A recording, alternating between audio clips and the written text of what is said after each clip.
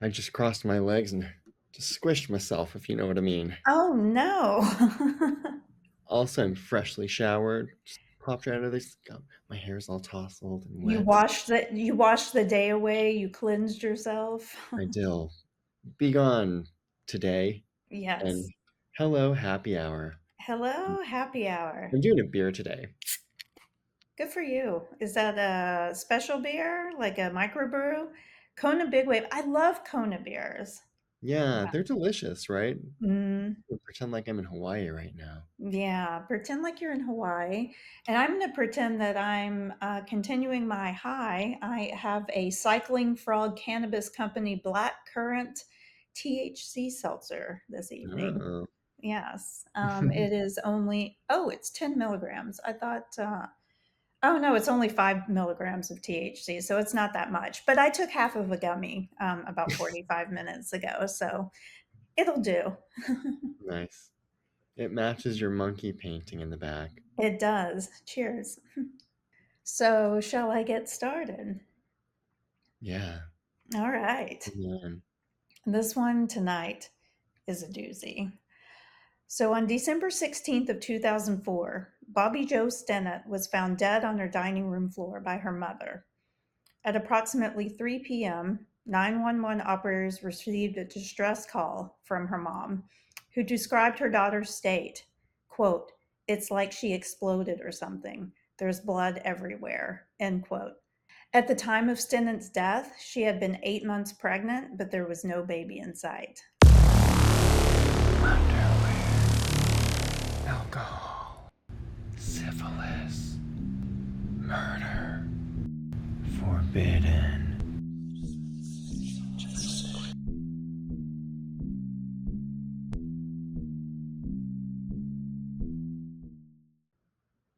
So basically, her mom went over and found her, said that she exploded or something. There's blood everywhere, and the baby is missing. That's terrifying. Yes. And this is our special Mother's Day edition. Yes. The dark side of Mother's Day, if you will. Yes. The dark side of Mother's Day. So I will go ahead and welcome everyone to Forbidden, the podcast where we discuss the dark, disgusting, and the disgraceful in our unmentionables. That's right, we've slipped into something a bit more comfortable. Have a drink in hand and hope you are doing the same, listener. Welcome. My name is Amanda Kamada. And I'm Blake Roberts. And I don't know if we have an intro, but this is a very special Mother's Day edition of Forbidden. Shout out to all the moms out there doing the Lord's work. All the good moms. All the good moms, yes. All the bad moms can just fuck off. Gonna watch a Joan Crawford movie this evening. Yes, exactly. I am a dog mom, so I'm hoping that by the time this recording airs, I will have received some sort of at least a brunch or something this weekend. Um, but let's learn a little bit more about this murder. My sources today are Wikipedia, Time Magazine, People Magazine, Axios. So the murder of Bobby Jo Stinnett occurred on December 16th of 2004 in Skidmore, Missouri.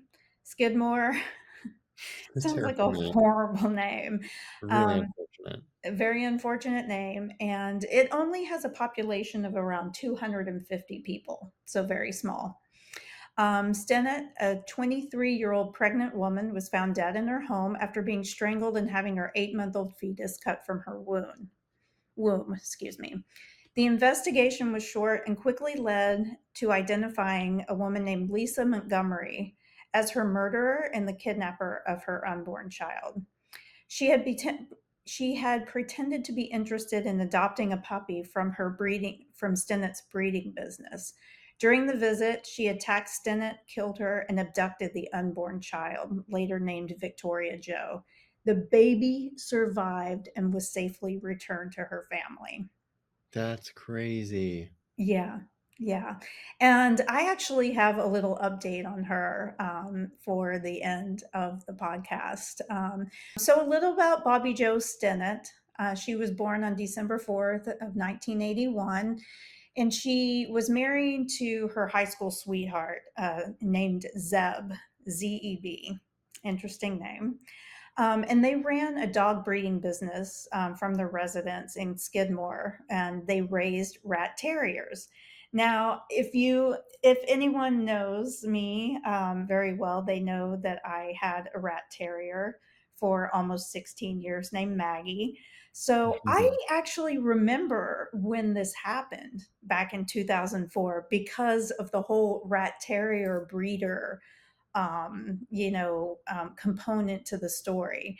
And because it happened in Missouri, which is kind of close to Arkansas, you know how it is. Hmm. It was one of those that got quite a bit of airtime on the news sources and news stations. So Stinnett had actually met Lisa Montgomery through dog show events and had ongoing interactions with her on an online rat terrier chat room called Ratter Chatter. Oh my gosh. That's Ratter Chatter. Now, what's interesting though is through their communications, like on Ratter Chatter and through email that they had found, Lisa Montgomery actually gave herself an alias. And so she was going by Darlene Fisher on that. And if you can kind of think back to like 2004, that's before like Facebook groups and stuff like that. So you didn't see people's pictures as much, and stuff like that on these chat rooms and that sort of thing. So she passed herself on as a woman named Darlene Fisher. And she told Stinnett that she was pregnant too. So they got into a conversation over emails and ratter chatter, talking about rat terriers. And she was like, "Oh, I'm pregnant too." So they started exchanging emails talking about their pregnancies. And Stinnett had a litter of puppies for sale. And Montgomery expressed interest in purchasing one, and they agreed to meet the following day. So, although she was from a place called Montgomery, Kansas, she told Stinnett that she was from Fairfax, Missouri, which is a town near Skidmore. So she's lying about being pregnant. She's lying about her name, and she's lying about where she's from. So basically, the night before all of this happened, Stinnett had told like her husband and her mother, that someone was going to be coming by to look at a puppy and possibly, adopt it and take it home the next day. So, a little about the murder. On December 16th, Montgomery drove from her home in Kansas to Skidmore and arrived at Stinnett's home around 12:30 p.m. She carried a sharp kitchen knife and a white cord in her jacket pocket. So Stinnett brought puppies outside and played with them with Montgomery, and she ended up staying for a couple of hours. And while Montgomery was there, Stinnett actually got a phone call from her mom, and she was supposed to give her a ride home from work around 3:30 p.m. And then she just never showed up after that. They spent approximately 2 hours together before this happened. So following the 2 hours that they, were visiting or whatever, Montgomery attacked Stinnett and used the cord to strangle her until she was unconscious. Then she used the kitchen knife to cut into Stinnett's abdomen, causing Stinnett to regain consciousness. A struggle, No. yes, a struggle ensued, and Montgomery strangled Stinnett a second time, killing her. She then extracted the fetus from Stinnett's body, cut the umbilical cord, and left with the baby. That's And bonkers. yeah, yeah.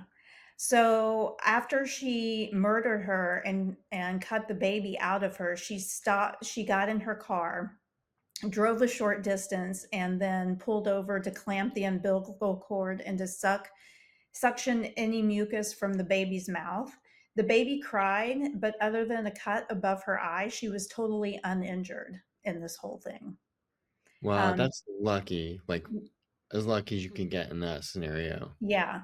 So she cleaned the baby up, all that kind of stuff, put it into her car in a car seat that she had stored in the trunk, and then drove from Skidmore, Missouri to Topeka, Kansas. Did she have any sort of like formal medical training at all? Or was she just winging it completely? No, she was just winging it completely. I got absolutely nothing that she was like a nurse or, anything like that. In fact, I don't I think she was unemployed. It never really said what she did. Um So basically, that happened. So she drives the kid to Topeka, Kansas. In the meantime, Bobby Jo Stinnett's mom shows up and finds her, and they, see that she has been killed and her baby is missing. So how did she get the baby to Topeka, Kansas, and then what happened after that? Well, she drove it to Topeka, Kansas, so she crossed state lines, which makes this a federal case, Right. right? So she called her husband that same day, saying that she had gone on a Christmas shopping trip to Topeka, Kansas, and had gone into labor and given birth. This is what she tells her husband. It was initially seen as unusual that she delivered the baby and then drove herself home right after. But she told him that she delivered at a hospital, although the specific hospital that she claimed to have given birth at had no births there on the day that she described. She was arrested the following day on December 17th at her farmhouse in Melbourne, Kansas. A witness would later report that on the morning before her arrest, she took the infant, her husband, and two teenage sons to a restaurant for breakfast. And she took the child to church, apparently, and named the child Abigail since it was from the Bible. So, A, I know you're not supposed to be just like taking a newborn baby out into the public like that, right? Right. Because you're susceptible to all the things. But, and maybe you're getting to this, so feel free to not answer this right now, but I'm sorry, I'm so confused by the husband in this. Did he not? Well, Okay, you're getting to I'll, that. I'll be getting to that. So, how did this happen, right? In 2004, Montgomery told her second husband that she was pregnant, despite the fact that she had actually undergone a sterilization process. She went through like a tubal ligation or whatever they're called. So basically, she had her tubes tied. During Hmm. her trial, it came out that Montgomery was born with brain damage as a result of her mother drinking while she was in utero. And she was from the young age the victim of child trafficking, rape, incest, and domestic violence. Shit. Yeah, so her brain damage made her an easy target, obviously, for her family. She was molested by her stepfather beginning when she was 11 years old. Her mother actually later testified that he did rape her during her trial. But Lisa's own mother was aware of the abuse that was occurring and didn't do anything about it. But not only that, she prostituted her also on the side for money. Um, She was wired for damage. right, right. It was around this time that they observed her to begin to dissociate from reality. She Mm. began drinking and fell into her own world of make believe. The school she suspected that she went to, they suspected that she was being abused, but no one did anything about it.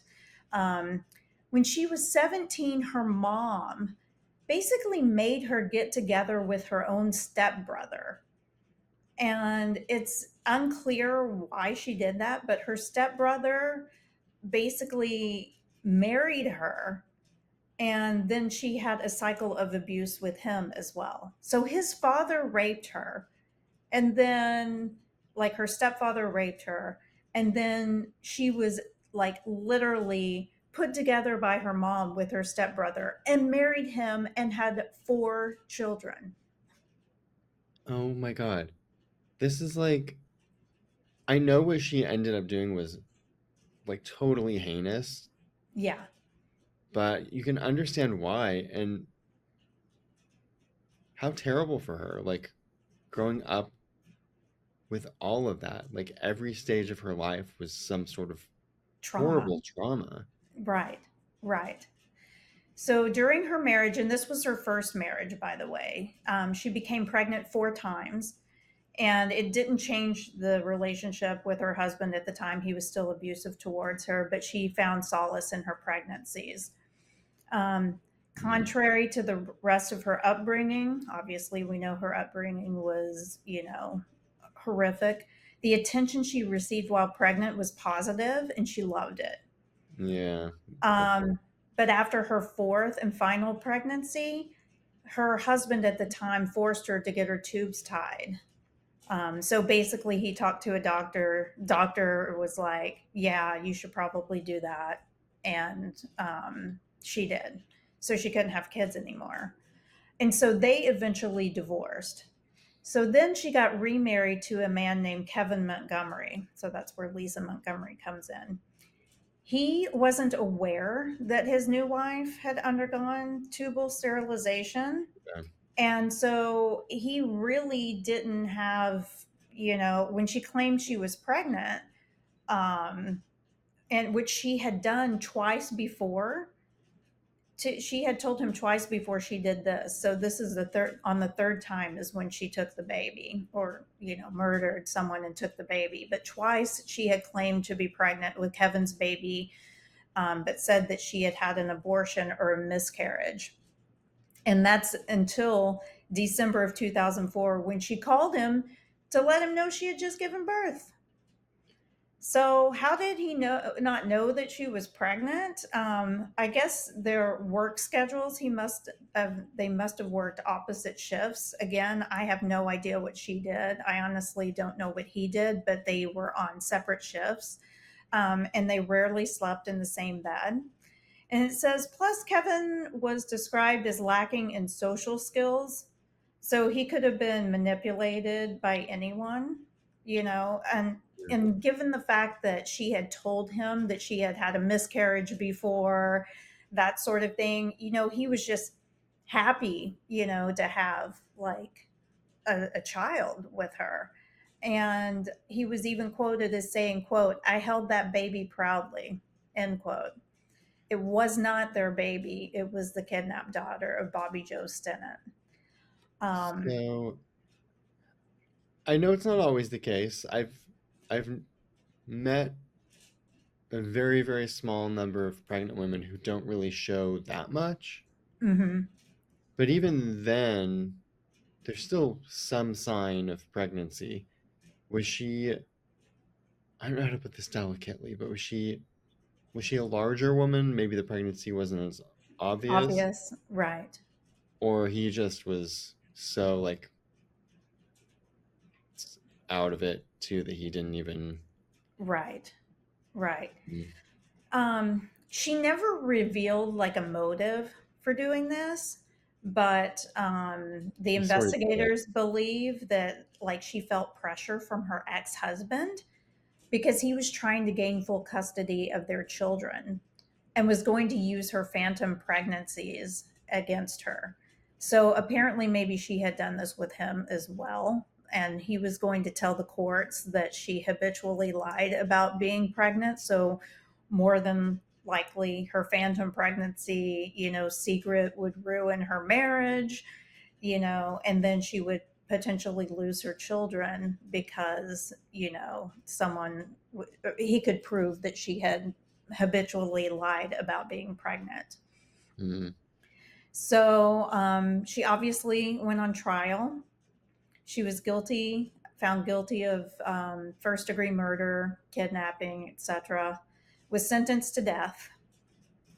Despite numerous appeals, she remained on death row.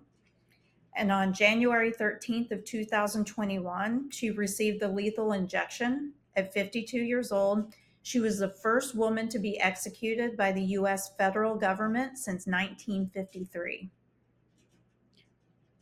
I've So I've this was a federal. case, right? Yeah. And the case sparked national debate over the death penalty, mental illness, and the treatment of women in the Yeah. criminal justice system.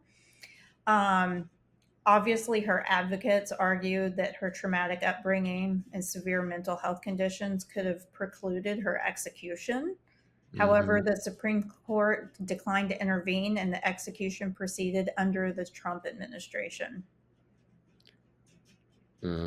Yeah, I feel very conflicted about that. I mean, I don't. I feel very strongly about that. Like, she was so abused and traumatized, and she clearly had, I mean, she had mental health issues, like from the time she was born, right? Because of her own mother's, uh, drinking and yeah. Hmm. and I feel like that type of person needs to be under medical watch and care at all Right, times. right. But I I don't think think she that should that have been probably sentenced to go and live in a mental institution and never be released. You know, agreed. Yeah. I think that's probably the course correction that could have been done here. But the fact that she actually was executed for this, which I'm certainly not, you know, I'm not making light of anything that she did because it was absolutely horrible. Right. But I mean, clearly that woman needed help. Yeah. Yeah. Yeah. And she never got it ever in her life. No. I mean, like you said, from the day she was conceived, I mean, honestly, she had a horrible life. Um, so I said earlier that I would let you know how the baby did. So Oh she was yeah. born in 2004, which makes her what, like 21 now? Or almost 21. So Victoria Jo Stinnett, the daughter of Bobby Joe Stinnett, is currently living a private life in Missouri. She was raised by her father Zeb with support from extended family near the town of Maitland, Missouri, which is approximately 10 minutes from where the events occurred in 2004. She graduated from Nottoway Holt High School in 2021, where she was known for her academic achievements and involvement in activities such as drama. She has since enrolled at Northwest Missouri State University, where she was named to the fall semester academic honor roll. And throughout her upbringing, she maintained a very low public profile. Her family continues to protect her privacy. She's never spoken publicly about the events of 2004 and is described as a bright and resilient young woman supported by her father and extended family. So, Mm. such a horrible story, but good to know that she's doing well, which, she was an infant. She doesn't remember any of this. Thank God. Yeah. Yeah.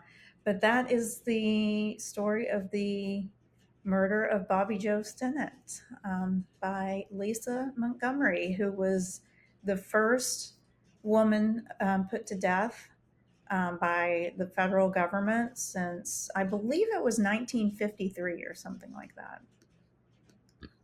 That's crazy. And like shocking. I've never heard that story before. Really? No.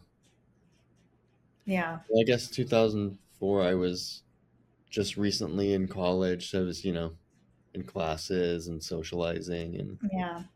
doing Doing the the thing. college thing. Mm-hmm.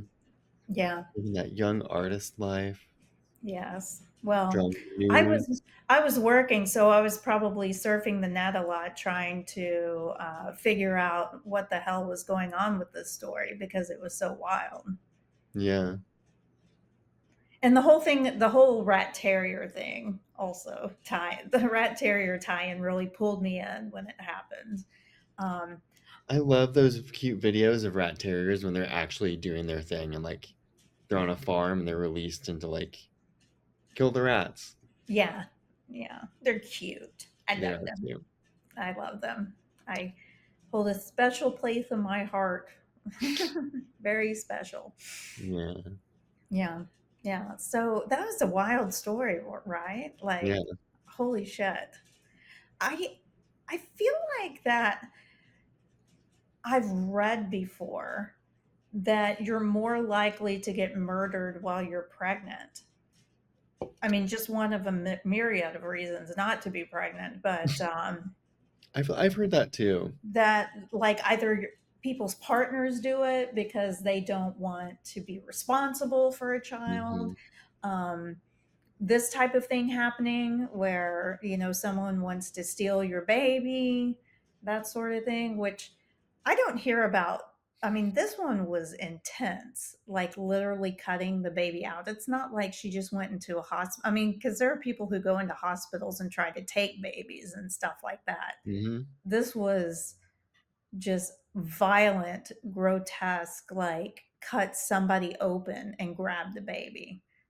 It's just crazy that she was able to do it and not hurt the baby. I mean, you said there No. was like one minor cut, but Yeah.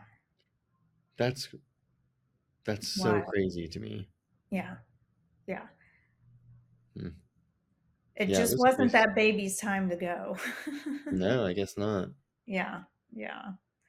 Hmm. But yeah, so that's the story. Well, happy Mother's Day. Yes, happy One and Mother's Day. all. Uplifting story for Mother's Hmm. Day.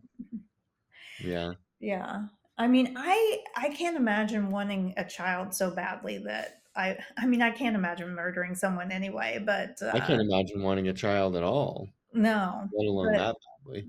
no. And, like just faking a pregnancy, all that kind of stuff. Her husband must have not been the sharpest tool in the shed, it sounds like. I Yeah, don't want to diss him or give like yeah, survivor, make him feel like survivor guilt or anything from it. But yeah, it doesn't sound like. I mean, think about that guy too. Like, he just thought that his wife was pregnant, had a baby, came home. It's around Christmas time, and then a couple days later, your life is just completely turned upside down because she gets arrested. You find out that she did this completely heinous act mhm, towards somebody, killed someone, and literally like filleted them open to get the baby. yeah, I mean his world was just upended, you know. yeah. And also in his defense, it sounded like she's probably a pretty decent manipulator, Yeah.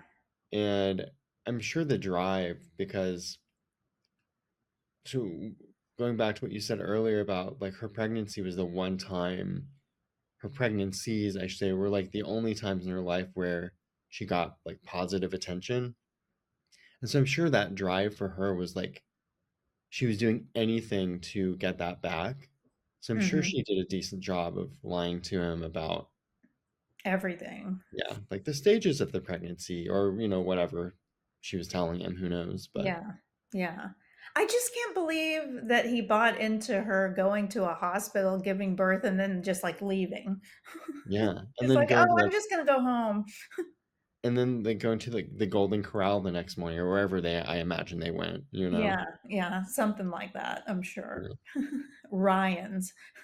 Do you remember that place? No. Yeah, yeah, we had them in Arkansas, and I know they had them in Texas and stuff like that, so it was like a buffet, of course, just like Golden Corral. We had Shoney's. Did you have Yes, Shoney's? we had Shoney's too. Girl, the last time I went to Shoney's, it must have been like 1993. I don't, it's Mhm, somewhere around there. But I remember going to the Shoney's and they had the buffet. This is also probably one of the last times I ate at a buffet. mhm. And everyone's doing their thing. We had already gotten our food. And oh my God, my just washed hair is doing crazy things. We had just gotten our food and we're sitting at our table. And this person walks up to the buffet and just vomits all over. Oh my god, no way. Yeah. Oh So my god, no. for a long time, we would say, "Oh, so that person." Oh, I just show need. Like if you Yeah, like threw up or yeah. Oh my yeah, god, that's traumatizing. yeah, I mean, that's absolutely disgusting. I don't know if I could ever eat at a buffet again if I saw that happen. yeah. I no sneeze guards. Also, just the fact that something is called a sneeze guard that and there's food right there, Yeah. it's just Well, and strike one. everybody is touching the same utensil in each of the dishes. So it doesn't matter. They could have shit on their hands, and Yes, stuff like that. I mean, those things are probably filthy. And there's no telling like what the protocol is on how often they change those out. It's not like they're going every 5 minutes and like switching them out. Like it's a lot of people going through there. right. It's not like Ruth's Chris or some like higher end establishment where they have those like the people that are hired to work at a Shoney's. Right. It's and not all of them. I don't want to like make a horrible generalization, but we've all been there. Not to Mhm. Shoney's necessarily, but we've all been to the buffet, and you've seen like the sometimes some of those folks are just sort of sad and That they and don't seem to care too much. I was about to say, I think it's not so much that that they are incapable of doing the job. I think they just don't give a shit because they make no money.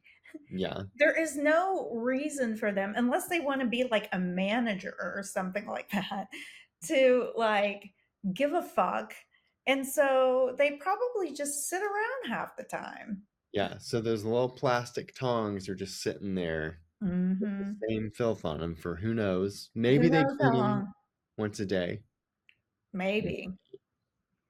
Exactly. I feel like I wanna go to a buffet like that and not eat. I would order, like, off the menu or something like that because they Mm. always have a menu of some sort that you can order from.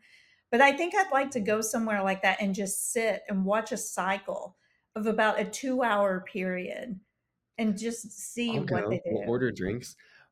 My concern there, though, is if they don't care about what's happening in the front of house, the Right, maybe we'll just go for drinks. yeah, exactly. Alcohol just kills things. Yeah.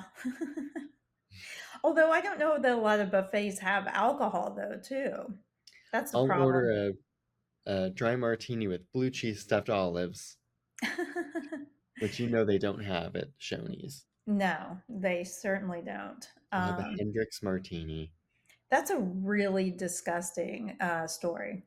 That is Yeah, you're that welcome. is that is foul. I mean, that's really bad. For those of Is you this that in went to, Tulsa? oh yeah, Mhm, totally. It was off of like right off of the Broken Arrow Expressway, mhm. and it was like attached to a hotel or right next to a hotel or something. I can't remember now, but Is it still there? I heard a lot of Shoney's closed. I think it's closed.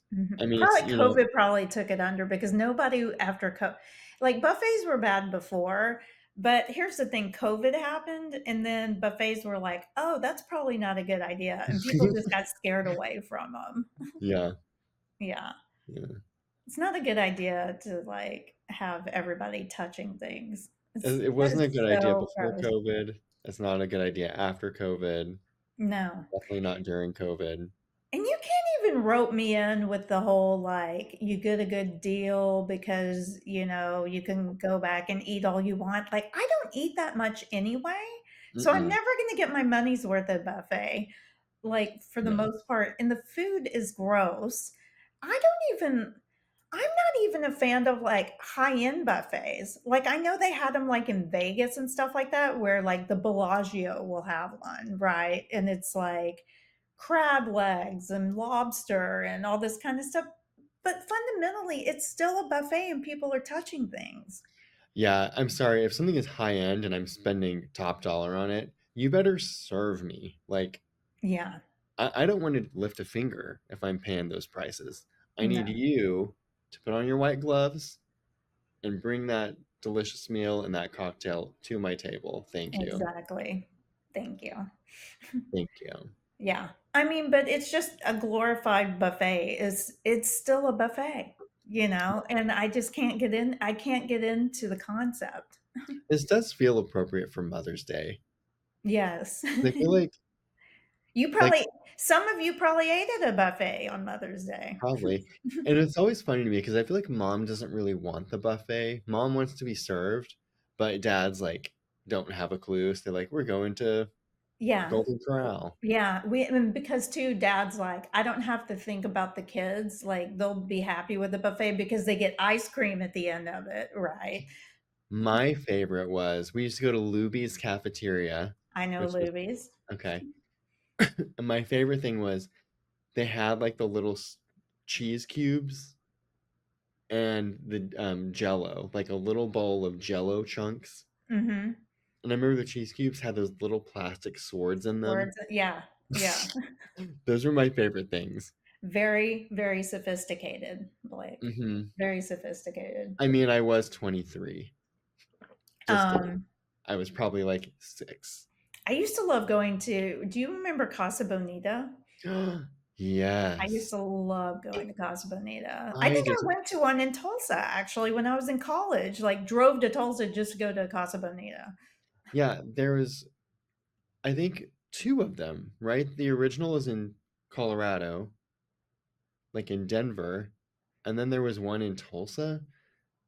In fact, there's a documentary by the South Park guys, Oh, Trey, Trey Park, Trey is it Parker and Matt. Parker? Matt What? some. Yeah. Are they brothers? I don't think so. I think they might be just friends. So they did a documentary on Casa Bonita, but it's based on like the Colorado one. But I loved the one in Colorado in Tulsa. It was so much fun. And it was sort of like Epcot Yes, because you would go in and they had like the twinkling lights on the ceiling and they had like a it was a vibe. waterfall. It Yeah. was totally, yeah, it was like you were supposed to, it was like you walked into Mexico. I just Yes. rolled my eyes. But one of my favorites, the last time I went to Casa Bonita was for a friend's birthday in high school or maybe just after. And it was sort of like a little bit of a lark, like, hey, let's go to Casa Bonita. So we all go, and I ordered the chicken, the pollo, if you will.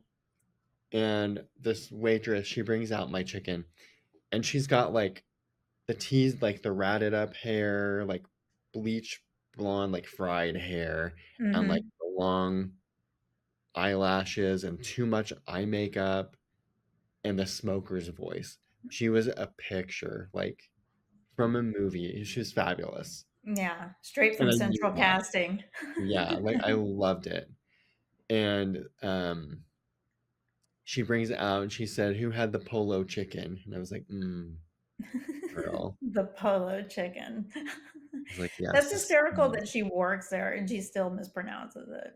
It's great. Exactly. It's like she did not give a shit. Yeah. She's Uh, like, "I'm just at Casa Bonita. I'm not gonna even try to speak Spanglish." Happy Mother's Day to her. Yes, yes. She probably had 2 kids at home.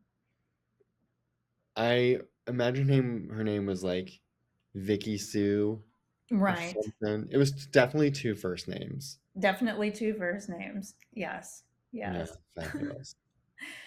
Oh, that's fantastic. Yeah. Good memories, good memories. Good times. I I feel Oh like my we've god. rambled a lot about buffets and I know, it does feel very Mother's Day, doesn't it? it does. Listeners, send us in. What did you do for Mother's Day? Did you go to a restaurant? And if so, was it a buffet? Did your husband get lazy or your partner get lazy and just decide that you and the kids were all going to a buffet for Or Mother's if you're not a mom or don't have a mom that you like, then leave a comment about, send us in a story about the worst buffet experience you've had. Day? Yes. When Yeah. did you get sick under a sneeze guard? Oh, God. That is just, oh, vile. Yeah. All right. Well, Blake, where can people continue to watch, listen, etc.? Watch, listen, and learn on YouTube, Apple, and Spotify. You can follow along on social media at The Forbidden Pod on Instagram, TikTok, and Facebook. You can send us your stories, send us those nudes that we request weekly, and have nothing to show for it at hello@theforbiddenpod.com. And oh, check out our website, which is newly updated, or is it? It's a work in progress because I've got some things actually saved in there. I just need to post them, but there are so many that I need to post them in order. It's a shit show.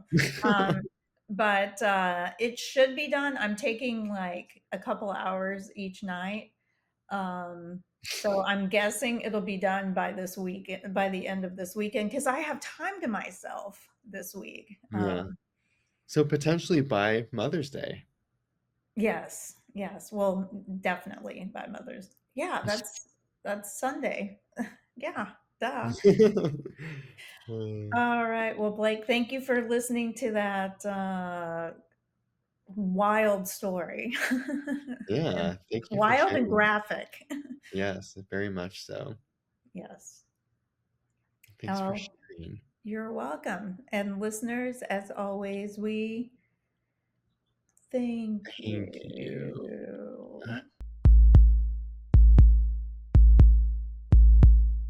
Happy Mother's Day, all.